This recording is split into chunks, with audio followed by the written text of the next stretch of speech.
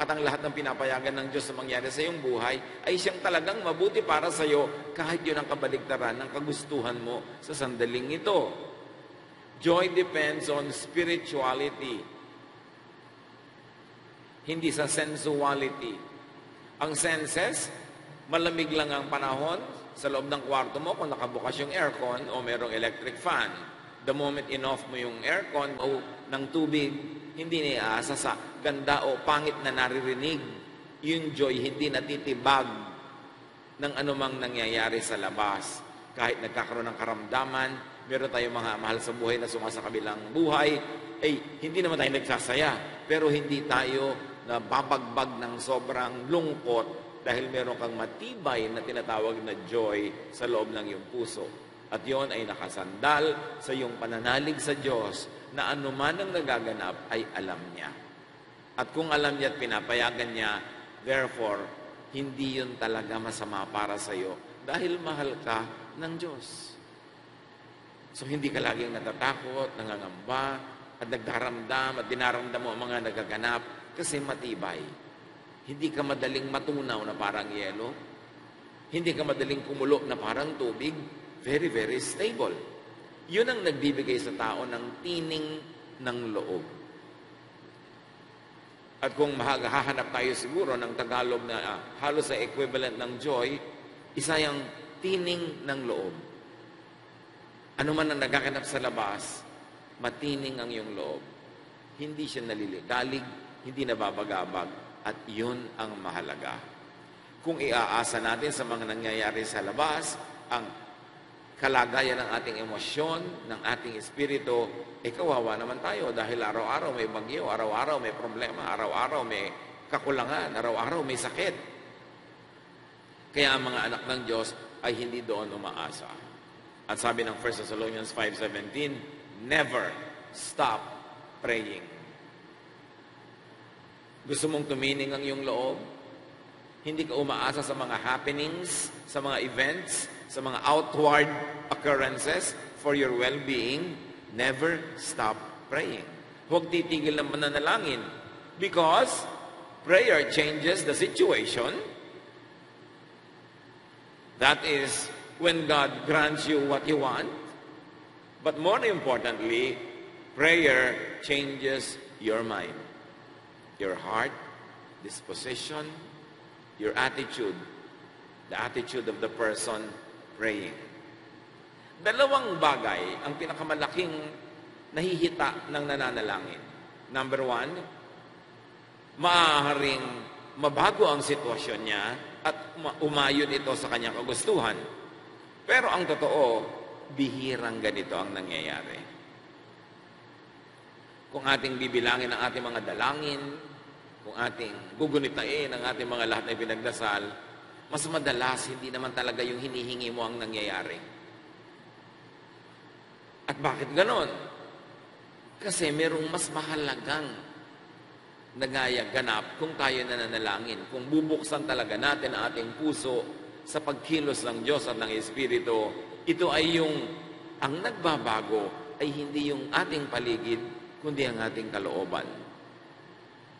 Ang taong babad sa panalangin, siya ang nagbabago, hindi ang sitwasyon sa labas. Kung tamang manalangin, halimbawa, dasal ka ng dasal, baguhin niyo po ang aking asawa, baguhin niyo po ang aking biyanan, baguhin niyo po ang aking anak, ang aking magulang. Kung bibilangin natin ang mga natupad ng ganyang dasal, mas marami ang hindi. Kasi dapat mas ipinapanalangin natin, baguhin niyo po ako. Matutunan kong mahalin, tanggapin ng buong buo ang aking asawa, ang kanyang mga kapintasan, at kasama na ang kanyang mga katangian. Ganon din sa aking biyanan, anak, magulang, kapatid, kaibigan, kakilala. Yung dasal lang dasal, mabago ang traffic. Natupad na ba? Pero mas madaling ipagdasal mong baguhin niyo po yung attitude ko na huwag akong mainis, huwag akong magalit, magkaroon ko ng oras na magbulay-bulay kung nasa traffic ako, manalangin. At kung lagi ako nagugutom sa traffic, kaya umiinit ang ulo ko, matuto ako magbaon ng konting biscuit o konting inumin na baon-baon ko. Baguhin ko ang buhay ko. Baguhin ko ang pag-iisip ko. Hindi ka pwedeng dasal na, Diyos ko, sana po umaraw ngayon. Kasi yung mga iba, ang panalangin nila ay huwag umaraw para hindi sila ma-sunburn. Hindi mo pwedeng idalangin na huwag naman umulan kasi may party ka. Kasi yung mga magsasaka, ang dalangin nila ay umulan para madiligan ang mga halaman. Mas mabuting manalangin na iayon niyo po ang aking kalooban sa inyong mas mataas na kalooban. Na kung ano man ang nangyayari, hindi ako makipag-contest, makipagtunggali, makipag-away sa nangyayari, kundi tanggapin ko. Dahil alam kong kayo'y Diyos, kayo ang nagpapatupad ng mga bagay na ito, naiintindihan ko man o hindi kung bakit nyo ginagawa ang mga bagay na ito, ay matanggap ko ng maluwag sa aking puso. At yung pagtanggap ng sitwasyon, hindi yung pagpipilit na baguhin ito, ang nagbibigay sa atin ng joy. When we learn to be contented with whatever is at hand.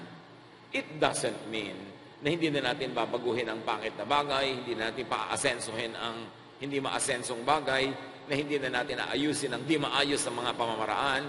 Yes, we change whatever we can change as far as the powers given to us by God can do it.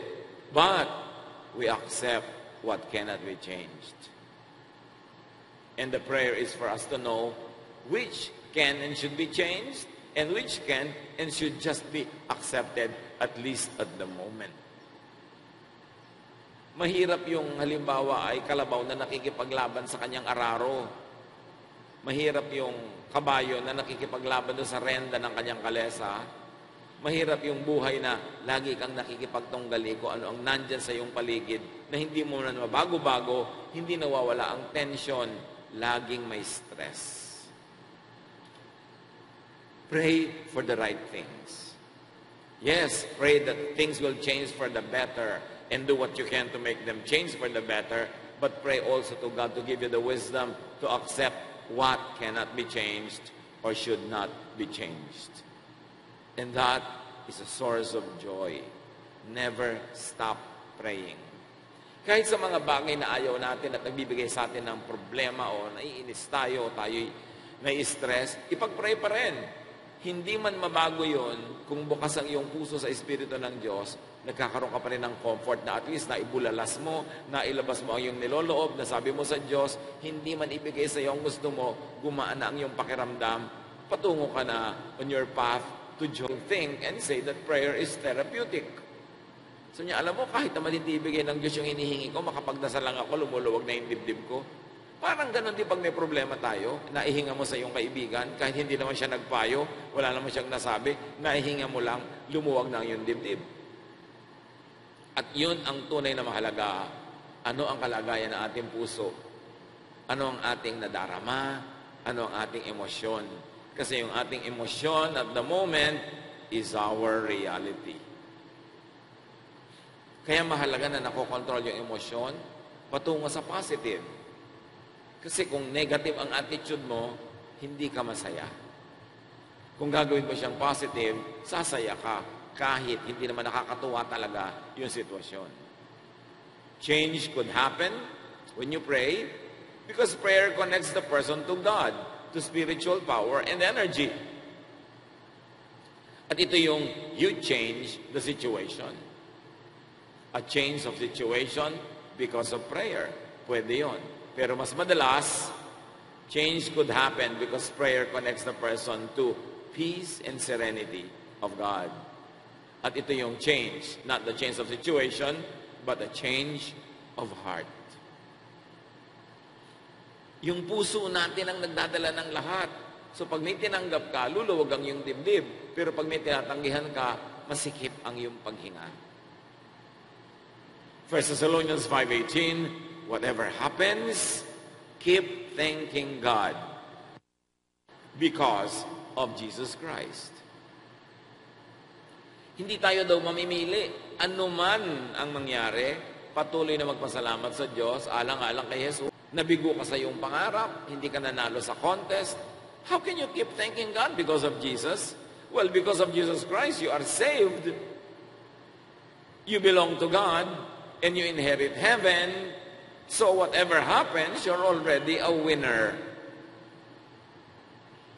Pag nilakihan natin ang ating pananaw, talo ka man sa isang maliit na contest, Alam mo, pagaling ang magbasa, pabilis ang magbasa, pagandahan, patalinuhan.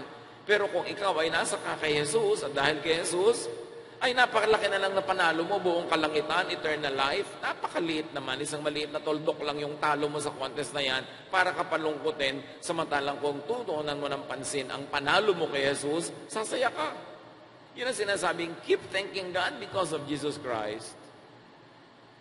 Dahil ano man ang sa tingin mo nalugi ka, ay panalong-panalo kapag naalala mo kung ano ang ibinibigay sa iyo ng Diyos sa pamamagitan ni Jesus. Buhay na walang hanggan, the inheritance of heaven, na ikaw ay tagapagmana ng Diyos ng lahat-lahat ng kanyang nilikha, liliit yung lungkot mo. Pero pag yung lungkot mo yung tinitigan, palaki yun ang palaki. Kasi alam nyo, kahit anong tinititigan, yun ang lumalaki sa ating pananaw. So ang sabi, ang titigan mo si Jesus. Ang titigan mo ang kalangitan, ang iyong buhay na walang hanggan, para malaman mong oo, napakapalad mo sa buhay at napakarami mong dapat ipagpasalamat. Kahit sa sandaling ito, nabigo ang iyong munting pangarap na maging binibining kangkungan. Na manalo sa takbuhan, manalo sa pabilisang manahe, o kung ano man yon. Kasi pag doon ka lang nakatuon, lumalaki ng lumalaki yon, at ang lumiliit ay yung dapat ay malaki. Yung buhay na walang hanggan, yung pagiging anak ng Diyos. And because of Jesus Christ, you never lose. What really matters is that you never lose. You are never a loser because of Jesus Christ. So ang mga anak ng Diyos, kahit kailan, huwag mo sasabihin loser ka. Pwedeng hindi ka nanalo sa isang maliit na contest, pero yung contest ng heaven or hell, eternal life or eternal damnation, panalo ka doon. At hindi mo dapat mamaliitin yun kahit kailan. In fact, laging yun ang dapat mong tingnan, lalo pangat natutukso ka mag-isip na ikaw ay kawawa, ikaw ay lugi, ikaw ay talunan. And on being a complete winner, sabi ni Jesus sa Luke 10:19-20, I have given you the power to trample on snakes and scorpions and to defeat the power of your enemy Satan. Nothing can harm you. But don't be happy because evil spirits obey you, but be happy that your names are written in heaven. Yung mga disipulo ni Jesus ay nagkaroon ng mga makapangyarihang paghihimala na kahit tapakan nila ang mga ahas ay hindi sila tinatamlan ng mga tuklaw nito. At sabi, kahit na si Satanas ay binigyan ko kayo ng kapangyarihang siya ay lupigin, walang anumang mananaig laban sa inyo. At ito ay isang talinghaga at literal din, magkasabay. Huwag nyo naman laging magpatuklaw kayo sa ahas dahil Christian kayo.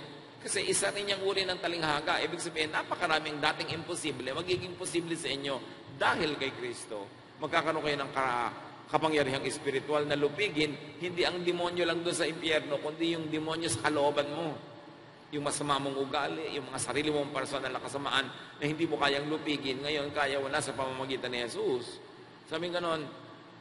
Pero, huwag ang yung ipagsaya na kahit masasamang espiritu ay nauutusan yung lumayas. Bagamat malaking bagay yun, big deal. Pero ang tunay na big deal ay ito ang inyong laging ipagsaya. Nakalista ang pangalan nyo sa kalangitan. At kung nakalista ang pangalan mo sa kalangitan, anumang oras ang malagutan ka ng hininga, ay pupunta ka sa Diyos, pati ang kamatayan ay walang kapangyarihan sa iyo, hindi ka dapat matakot sa kamatayan, dahil hindi ka naman namamatay, lumilipat ka lang, kaya nga sa kabilang buhay. Kami ganon, pag ganon ang katotohanan sa iyong buhay, yun ang dapat mong ipagsaya, at huwag mong bayaang takpan yun ng lungkot dahil lang sa maliliit na bagay sa pang-araw-araw na buhay. Your eternity is secure, so your day-to-day existence must never be above the reality of your eternal life. Dapat may proportion ang iyong pananaw. Maliliit na bagay kung minsan ang mga ipinagluluksa natin ng sobra dahil lang nalilimutan natin kung anong dapat ipagdiwang at anong dapat ipagsaya. That your names are written in heaven. Winner ka talaga doon. Nothing, not even frustrations can and should be allowed to harm you. Mga kapatid, pag natutokso tayo, pinagdidimala ng isip na magmukmok, magluksa, magpakalungkot-lungkot, alalahanin ninyo, that you are a winner because your name is written in heaven. And all of that is because of Jesus Christ. At pag yun ang nagliwanag sa ating kaisipan, liliit, ang talagang maliit lang naman. At yung malaki ang ating palalakihin na tayo ay mga anak ng Diyos. Anuman ang nangyayari sa buhay na ito, isang saglit lang. Maghirap ka man ng 1 taon, 5 taon, 50 taon. Ano yun? Compared to 50 trillion years and more. Forever. Lalagyan natin ng perspective ang ating pananaw, panatilihing maliit ang maliit. Huwag palakihin ang maliit na bagay, lalo't kung ito'y magpapalungkot sa iyo. Sabi ni Jesus, don't be happy because evil spirits obey you. Be happy because your names are written in heaven. At alam natin na sino mang tapat na nananalig, totoong nananampalataya kay Jesus, tumanggap sa Kanya at nagpaligtas sa Kanya, ay nalilista ang Kanyang pangalan doon sa kalangitan. If, and when your name is written in heaven, you have eternal life. You belong to God. You inherit God's kingdom so you can be and you can stay positive no matter what. Maliit na bagay ang madalas ay ating pinalalaki. At kung uulitin natin ang 1 Thessalonians 5:18, whatever happens, keep thanking God because of Jesus Christ. Stubborn, unflinching, unconditional thankfulness and gratitude gives perspective. Mahalaga yung perspective. Mahalaga yung nakikita mo ang kaugnayan ng mga bagay-bagay, ng malaki sa maliit, ng malayo sa malapit, ng mataas sa mababa. At pag lagi ka nagpapasalamat, lumilinaw ang pananaw mo na tama, dapat kang magpasalamat. Pagka merong nawala, magpasalamat ka, merong pang hindi nawala. Pagka masakit ang iyong paa, magpasalamat ka, hindi naman masakit ang iyong ulo. Pagka merong kang kalugihan dito, magpasalamat ka, buhay ka pa. Lagi kang maghahanap ng ipapagpasalamat, hindi nang irereklamo. Kasi kung hahanapin natin na irereklamo, hindi tayo mauubusan ng irereklamo. At isabihin ko sa iyo, sasaya ka ba kung reklamo ka ng reklamo? Hindi paniniwalaan mo na rin yung mga sarili mong reklamo. Lulungkot ka, didilim ang iyong muka, dahil reklamo ka ng reklamo. Pero subukan mo magpasalamat na magpasalamat. Kung hindi naman, makonvince ka na totoo nga, napakarami pang dapat ipagpasalamat. At yun ang magiging pagmumula ng iyong kasiyahan. Unconditional thankfulness fills the heart with joy and peace, no matter the circumstance. Ang masayang tao, yung may joy na malalim na kasayahan, ay hindi lang yung mayaman, kasi maraming mayaman na hindi masaya, kundi yung mayaman na mapagpasalamat na siya'y mayaman. Pero yung mayaman na reklamo ng reklamo na dapat mas mayaman pa siya, kahit mayaman yun, hindi siya masaya. Yung mahirap, ang masayang mahirap, ay yung mahirap na nagpapasalamat pa rin sa kanyang mga tinatamas at tinatanggap sa Diyos. Ang malungkot na mahirap, ay yung mahirap na nga, reklamo pa ng reklamo sa kanyang kahirapan, lalo siyang lulungkot. Hindi lahat ng taong malusog ay masaya. Maraming taong malusog, malungkot. Kasi hindi sila nagpapasalamat sa kanilang kalusugan at ang kanilang hinahanap ay yung irereklamo sa buhay. Pero yung malusog na nagpapasalamat, masaya yon. Pero alam niyo yung hindi malusog na mapagpasalamat, daig nun yung malusog na hindi mapagpasalamat. Kasi yung hindi malusog na mapagpasalamat ay masaya. Yung malusog na hindi nagpapasalamat, malungkot yon. So hindi talaga yung kalagayan mo ang mahalaga. Ang mahalaga, paano ka mag-isip? Ano ang nasa loob ng iyong puso? Reklamo ba o pasalamat? At walang reklamador na sasaya. At hindi ka rin sasaya kung ang lagi mong kasama, reklamador. Lagi niya sinisira ang magandang araw mo. Nasisiyahan ka na, tuturuan ko niya, hindi ka dapat masaya kasi may kulang pa tayo. Napakahirap na kasama yung reklamo ng reklamo. Kaya mga kapatid, suriin natin ang mga sarili natin. Makareklamo tayo ng reklamo, napakalaki naman, pasan-krus tayo ng ating mga kasambahay, ng ating mga kaibigan at kasama sa buhay dahil hindi masarap kasama ang taong reklamo ng reklamo.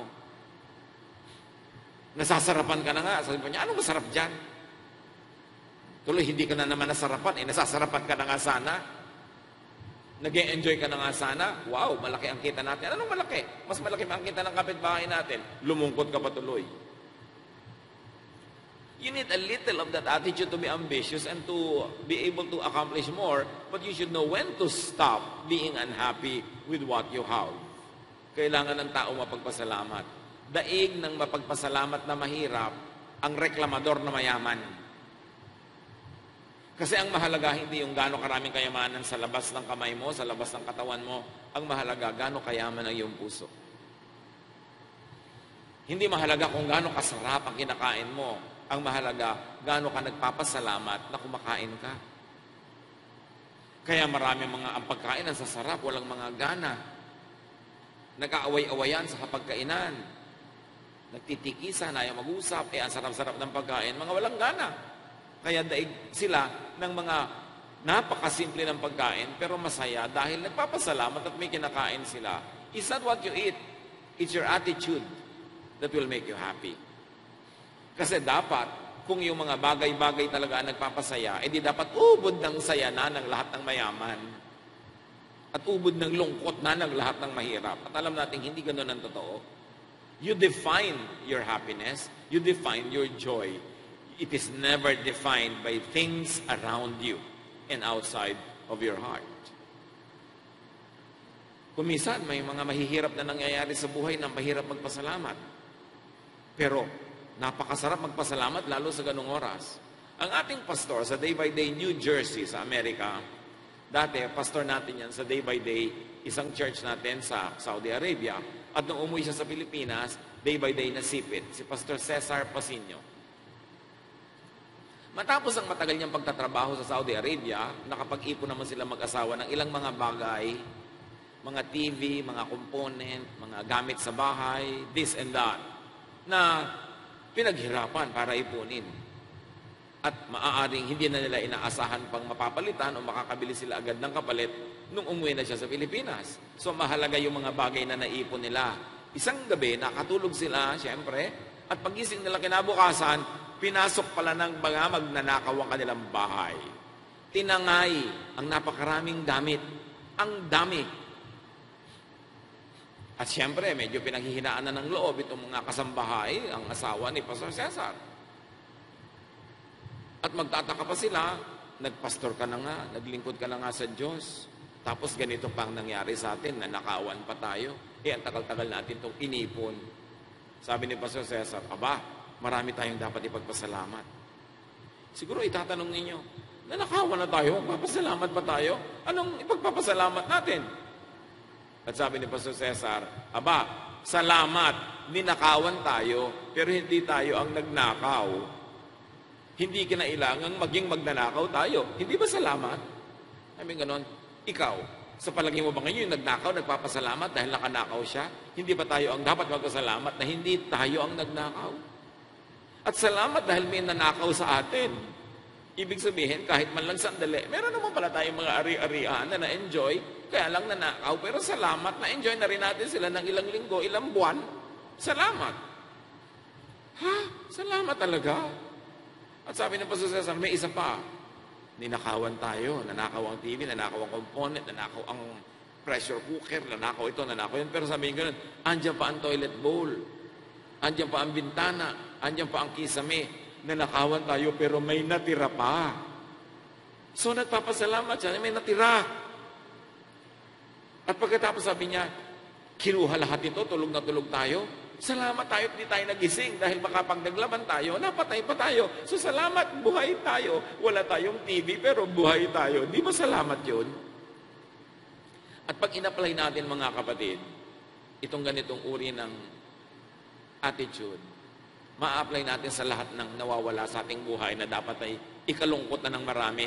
Pero kung lalawakan mo ang iyong pananaw, ang hanapin mo yung ipagpapasalamat. In fact, to make another chapter of this story, Sa pagpapasalamat ni Pastor Cesar sa mga bagay na ito, makalipas ang halos isang buwan, may dumating sa kanilang bahay. Mga pulis galing sa Cagayan de Oro dahil sila taga Nasipit, Agusan del Norte. Malayo-layo ang Cagayan de Oro. Na huli doon yung nagnakaw sa kanila at umamin. O di dapat sugurin mo na yan, idemanda mo na, ipakulong mo. No.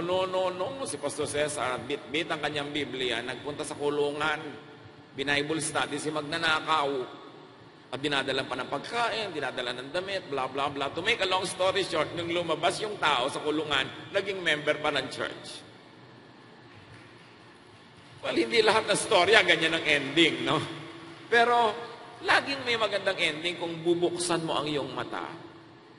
Yung pala, yung pagnanakaw ng taong yun ang naging dahilan para siya maligtas. Eh di, napakalaking gain because there is rejoicing in heaven for one sinner that repents over 99 others who do not need or who do not want to repent. Ang mahalaga lang mga kapatid, pag dumadaan tayo sa hirap, layuan mo yung pananaw. Tumingin ka sa langit, tumingin ka sa Diyos. Hindi nakatitig ka lang doon sa maliit na problema mo sa oras na yon. Kasi ang anumang tinititigan, sabi nga natin, ay lumalaki. Kaya ang titigan natin ay ang Diyos, ang kanyang kabaitan at ang kanyang kabutihan. Kahit pa nga yung pinaka-extreme na mga nangyayari sa ating buhay, liliit yon pag ikinumpara mo doon sa walang hanggang pagpapala na tayo ay anak ng Diyos. Na nakalista ang pangalan mo sa kalangitan na ikaw ang tagapagmana ng Diyos. Sabi ng 1 Thessalonians 5:16-18 na ating binasa, always be joyful and never stop praying. Whatever happens, keep thanking God because of Jesus Christ. This, being joyful, praying, and being thankful, is what God wants you to do. At ang Diyos ay marunong. Kung yun ang ipinapagawa niya sa atin at gusto niyang gawin natin, yun ang mabuti. Pakinggan natin, sundan natin, maski hindi natin laging naintindihan. Philippians 4:6-7, don't worry about anything, but pray about everything. With thankful hearts, offer up your prayers and requests to God. Then, because you belong to Christ Jesus, God will bless you with peace that no one can completely understand. And this peace will control the way you think and feel. So, ganun laging magpasalamat. Huwag worry ng worry. Huwag laging matakot. Huwag laging mag-alala para namang walang Diyos. Meron. Ang atupagin mo, lagi kang manalangin. At dahil ikaw ay na kay Kristo, ano daw sabi? Sinabi bang ibibigay ang hinihingi mo? Pwede, pero hindi yun ang ipinangako. Bibigyan ka ng kapayapaan pag ikaw ay madalanginin. Kapayapaan na hindi maintindihan ng marami. Ibig sabihin, payapa ka kahit yung iba naliligalig na. Payapa ka kahit sa tingin ng iba, dapat hindi ka na payapa. Worried ka na dapat, stress ka na, pero payapa ka pa rin. Hindi ka maintindihan kasi yun ang himala ng Diyos. At di ba yun ang mahalaga? Kung anong nararamdaman mo sa loob ng iyong puso, hindi kung ano ang nangyayari sa labas. At sabi niya, ang kapayapaang ito, ang siyang aakay sa paraan ng iyong pag-iisip at sa iyong nararamdaman. At kung payapa ang iyong isip, payapa ang iyong nararamdaman, ano ngayon kung may bagyo sa labas? Parang si Jesus, natutulog, may bagyo, yung mga disciples niya, worried na worried, may bagyo, iisa lang yung bagyo, pero magkaiba sila ng reaction. Huwag ipanalangin na matanggal ang bagyo. Kasi mabuti rin sa planeta ang bagyo. Nare-recycle ang maraming bagay dito sa ating buhay, sa nature. Pero ipanalangin mo, huwag kang matakot. At ipanalangin mo, huwag kang mapahamak. Huwag mo ipanalangin mo wala ng bagyo. Huwag mo ipanalangin na mawala ng problema. Hindi yun hindi yun doable. Laging may problema. Laging may mga mangyayari. Pero ipanalangin mo, maging matining ang iyong loob, matibay ang iyong pananampalataya, na ano man ang mangyari, naapektuhan ka man ay bahagya lang. Hindi ka sobrang nauuga, nagigiba at nagkakadurog-durog. Yun ang mahalaga. how you feel inside. Bakit yung may mga phobia? 5 silang nasa elevator. Yung may phobia, takot na takot, pawis na pawis, hirap na hirap ang loob. Pero yung 4 na walang phobia, tahimik na tahimik ang loob. Parehong elevator, parehong biyahe. Magkakaiba ang nararamdaman ng pasahero dahil sa pag-iisip, dahil sa dinarama ng loob, dahil sa nasa puso. Bakit yung mga seloso, kahit walang dapat ipagselos, galit na galit, selos na selos. Yung mga hindi seloso, tulog na tulog, nag-e-enjoy sa buhay. Ba't yung mga matatakotin at mapag-alala? May kasambahay ba kayo na alalang-alala na kayo at bumabagyo, gumigiba na yung bahay, siya tulog na tulog? So sa palagay nyo, sino talaga mapalad? Siya o kayo? Yun nagsabi, ha? Tulog ka pa? Ang dami-dami na natin problema. Bakit kagigising mo, ba't ka pupuyat, nalutas mo problema? Ano ang attitude mo tungkol sa problema? At ito, sa amin ganon, regalo ng Diyos. Ang ibinibigay sa iyo, kapayapaan. Hindi solusyon sa problema mo lagi. Hindi sagot according to your specification, kundi yung binabago ng Panginoon na yung kalooban. Dahil ikay nagtitiwala, natututo kang manahimik, magkaroon ng kasiyahan, kahit sa tingin ng iba ay dapat worried ka na. Happiness could be in the hands of the world. Pwedeng ibigay sa iyo ng mundo, pero madalas hindi ibinibigay, kaya mahirap asahan ng happiness. But joy and peace are independent from the world. Ang happiness, kung maganda ang binibigay sa iyo ng buhay, pero ang joy, maganda mat hindi sa paningin mo, tahimik at payapa, yun ang pagpapala ng Diyos. God blesses believers with peace beyond human understanding. With peace that can control the way you think and feel. And what you think of and what you feel is your reality. Kaya dapat, yun ang dinedevelop natin, what we think of and how we feel. Because that is what really affects our existence. Thoughts and feelings are everything. Kaya yun ang dapat mabless, pag-iisip, nararamdaman. It is your perception, therefore your attitude, your kalooban and niloloob that frames and filters, lights and colors your vision. Kung ano ang iyong pananaw, ano ang iyong ugali, ano ang iyong niloloob at pag-iisip, yun, magiging problema.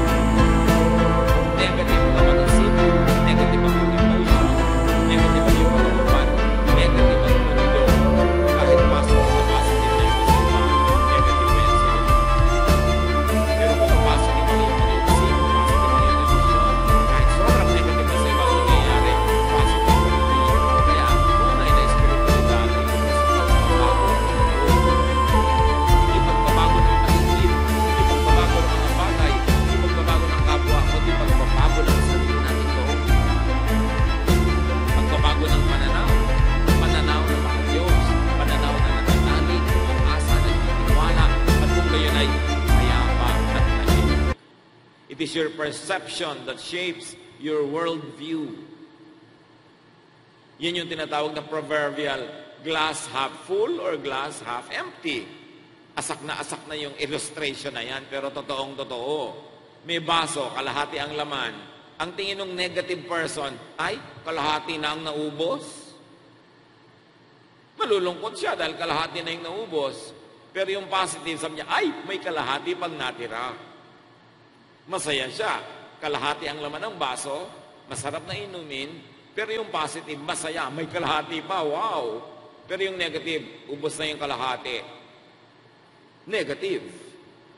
Hindi yung laman ng baso ang nagpapasaya o nagpapalungkot, kundi paano ka mag-isip. Kaya kailangan palitan ng pag-iisip. Kung minsan, hirap na hirap ka dahil yung kabiyak mo sa buhay, wala sa feeling mo, nasa abroad, kinailangan lumayo para magtrabaho, paano ka magiging positive? Pwede ka maging positive na at least now makaka-focus ako kung gusto ko mag-aral, kung meron akong gustong gawin, or at least I have the entire bed all for myself for a few weeks or a few months. O laging merong positive kung gusto mong isipin ang positive, at laging may negative kung gusto mong gawing negative. It is your perception that creates your emotional state. And your emotion is your reality. Dalawa kayong natutulog sa isang madilim na kwarto. Yung matatakotin, hindi makatulog, hirap na hirap ang loob. Pero yung hindi matatakotin, mahimbing ang tulog. Parehong kwarto, parehong dilim. Magkaibang karanasan ng tao kasi magkaibang kanilang pag-iisip. Ang tunay na dapat maayos, malupig, magapi, maakay ang ating paraan ng pag-iisip. Minimize the damage of negative things. Stop the progress and the march of damage. Choose to be positive and stay positive. Si Paul sa Philippians 4:11-13, I am not complaining about having too little. I have learned to be satisfied with whatever I have. I know what it is to be poor or to have plenty. And I have lived under all kinds of conditions.